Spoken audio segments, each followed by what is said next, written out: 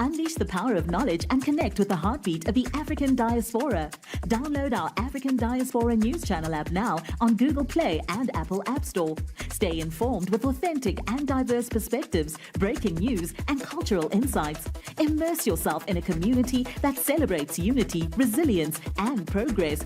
Experience the vibrancy of the diaspora at your fingertips. Don't miss out. Empower your perspective today. Search African Diaspora News Channel and join the conversation. My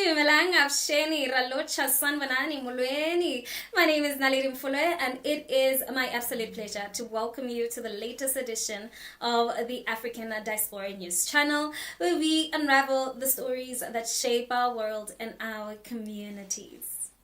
A video has surfaced showing several attendees at a Halloween dance in North Sydney, Canada, dressed in KKK outfits. Now let me say that again. In 2024, we're still seeing people showing up to public events in KKK robes. This wasn't some isolated group making political statement or misguided costume choice. No.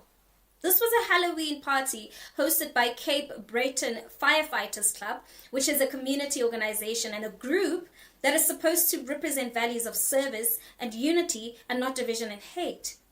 Now, while the deputy fire chief issued a apology saying that the Cape Breton Volunteer Fire Department is not affiliated with those who wore the KKK costumes, many are still left asking the same questions, like, how was this even allowed in the first place? And more importantly, why are some people still comfortable dressing up in symbols of hate in 2024? Let's have it.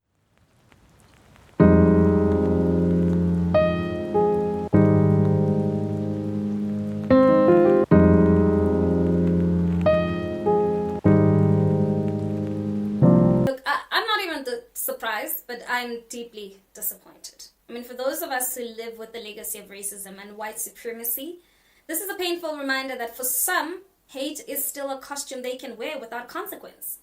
And for many Black people, for marginalized groups, the KKK is not some distant part of history. It is a symbol of terror and violence. And it's a reminder of killings, of bombings, and of lives lost and families destroyed. So when I see something like this happen, it hits hard.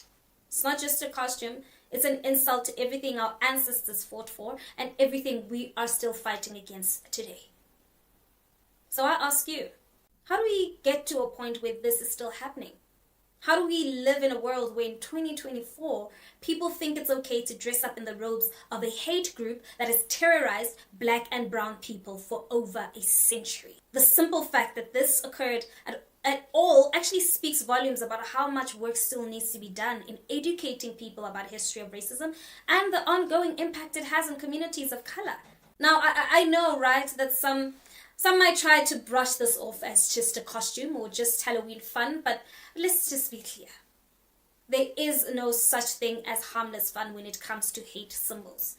The KKK is not a relic of the past. It's still a symbol of terror and oppression that continues to affect Black people in the US, in Canada, and around the world. And the idea that these people felt comfortable enough to wear these costumes in public without the fear of backlash is actually quite deeply troubling.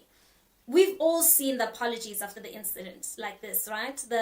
We didn't mean to offend anyone and it won't happen again lines. But let's be clear, apologies don't fix the root of the problem. We have to ask ourselves, why do people still feel they can get away with these kinds of actions?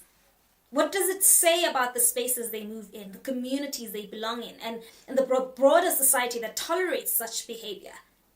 And yes, right, the fire department apologized, but we must push for real change. We cannot let this become another incident that fades in the background after a few headlines and a brief apology. We need accountability, we need education, and we need to confront the uncomfortable truth that there are still people among us who think that this kind of hate is actually acceptable. It's not enough, right, to say it was just a costume. No, there's no such thing as innocent hate. This isn't just about one incident in Canada. This is about making sure it doesn't happen again anywhere. We can't afford to be complacent. The fight against racism is ongoing, and we can't let our guard down. We have the power to shape the world we want to live in, but we can't do that if we keep letting hate go unchecked. That's just the reality of it all. It's time to stand up, to speak out, and to make it clear that racism has no place in our communities now or ever. Now, with that being said, what do you think? Let's continue the conversation in the comment section. Let's keep on engaging. And while you're at it, please don't forget to give this video a thumbs up. That's it from me. Till we meet again, it is goodbye for now.